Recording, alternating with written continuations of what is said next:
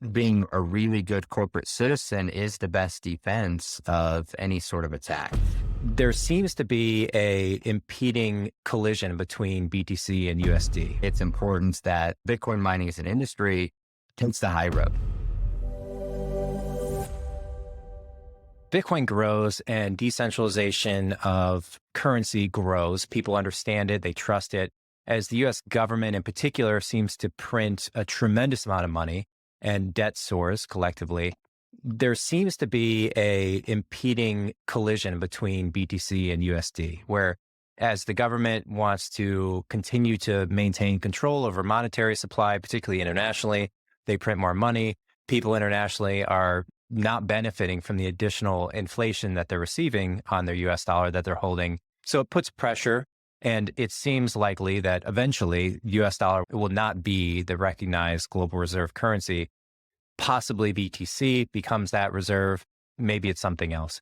But if and when the politicians in power in the US federal system, they just call it like Senate, Congress, et cetera, that can make laws, if they were to enact a policy that really goes head to head against Bitcoin with the kind of narrative of Bitcoin threatens national security, right? Because it's undermining our ability to control monetary policy. People are fleeing US dollar. Inflation becomes hyperinflation, becomes just a runaway train. I could see it happening where it flips the script and then all of a sudden there's just like a war on BTC, stop the people fleeing into Bitcoin.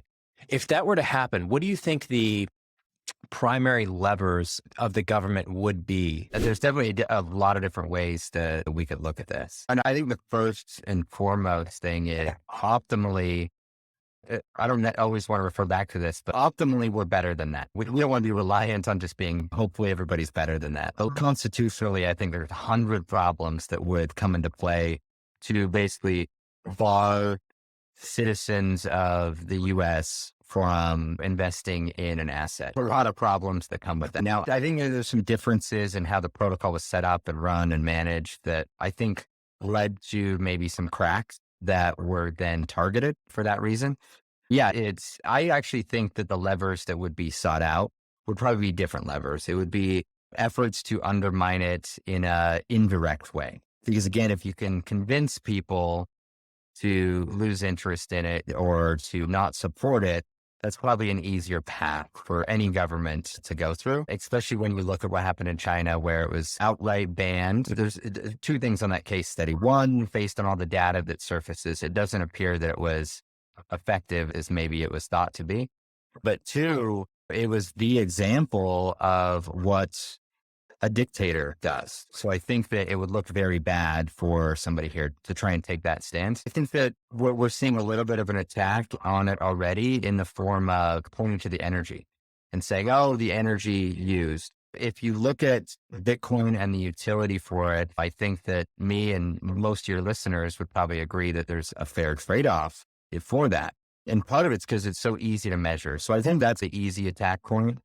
The question that I would ask as the counterpoint to that is, as a society, we've decided that apparently hosting selfies is worth the trade-off.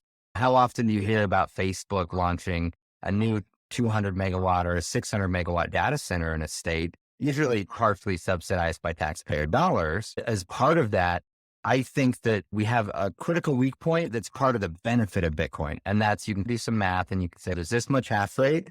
And based on what it currently takes in computational power, you can back into the number of how much power is being used. It's an unfair measurement because you can't measure how much banks are using, how much all the trucks moving cash are using, or what the printers are using. All of those pieces together form a much harder energy equation to understand. So it's a weak point. Also, again, the benefit. I think that's probably where, unfortunately, if a government wanted to push back on Bitcoin, I think that's probably where they would look. And I think that's why it's important that Bitcoin mining as an industry takes the high road and focuses on using excess power, using carbon-free power, making sure that they have really good community relations. The communities we operate in, we've been welcomed into those communities because we're providing real revenue to the city in the form, almost all the cities we operate in, the utility is owned by the city. So there's great revenue for the city. It provides tax base, it provides et cetera, et cetera. But I think being a really good corporate citizen is the best defense of any sort of attack. Because I do think mining and proof of work is probably the point of attack that a government would take.